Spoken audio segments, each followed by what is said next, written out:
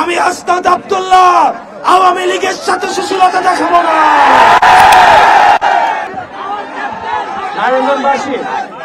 নারায়ণগঞ্জবাসী আপনারা দেখবেন গত পরশুদিন আমাদের উপরে যখন হামলা হয়েছিল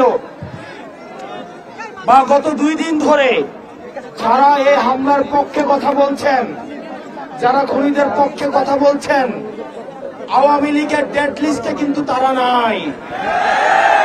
আওয়ামী লীগ বারবার বলে আমরা ফিরলে আমরা আপনাদেরকে নিয়ে পরবর্তী বাংলাদেশ গড়ব। আওয়ামী লীগের ডেড লিস্টে আমরা যারা আছি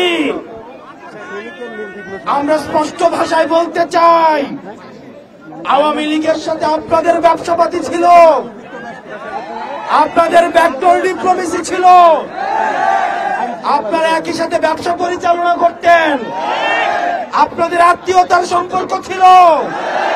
আওয়ামী লীগের মন্ত্রী আপনার মেয়ের জামাই, কারু মেয়ের জামাই, কারু শালা। কিন্তু আওয়ামী লীগের সাথে আওয়ামী লীগের পুনর্বাসন আমাদের মৃত্যু পরোয়ানা নিয়ে আসে। সুতরাং আপনি যেভাবে সুশীলতা দেখাতে পারেন, আমি আস্তাদ আব্দুল্লাহ আওয়ামী লীগের সাথে সুশীলতা দেখাবো না।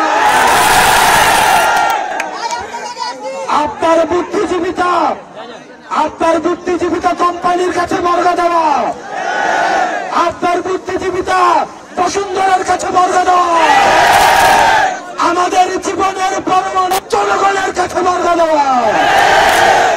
সেজন্য তাদের আওয়ামী লীগকে অনেক সুযোগ দেওয়া হয়েছিল। আওয়ামী লীগ এখনো পর্যন্ত গোপালগঞ্জের ঘটনা ছিল স্পষ্ট বার্তা। 4 কোটি মা-বোন আপনাদের স্পষ্ট বার্তা দিয়েছে, আওয়ামী লীগ যদি কোনোভাবে ফিরে এই 4 কোটি মা-বোনের সন্তানদের পরিণতি কি হবে সেটি আপনারা গোপালগঞ্জে দেখেছেন। আপনারা যারা বুদ্ধিজীবিতা করেন, বিকৃত বুদ্ধিজীবিতা যারা করেন, 5ই আগস্ট থেকে শুরু করে আমরা অনেকটাই দেখেছি ফ্যাসিবাদের বিপক্ষে তাদের লড়াই ছিল, তাদের লড়াই আছে, আমরা আপনাদেরকে সাধুবাদ জানাই। কিন্তু যে বুদ্ধিজীবীরা আমরা দেখেছি হাসিনার সময় যারা পয়সার জন্য নিজের মগজ বিক্রি করে দিয়েছিল, যারা টিভি চ্যানেলের জন্য যারা নিজের কলম বিক্রি করে দিয়েছিল, যারা চিহ্বা দিয়ে টকশুতে এই মৃত্যু পরোয়ানার বৈধতা উৎপাদন করেছে, তারা হচ্ছে এই বিকৃত, তারা হচ্ছে আমাদের বুদ্ধিপাপী এবং জ্ঞানপাপী।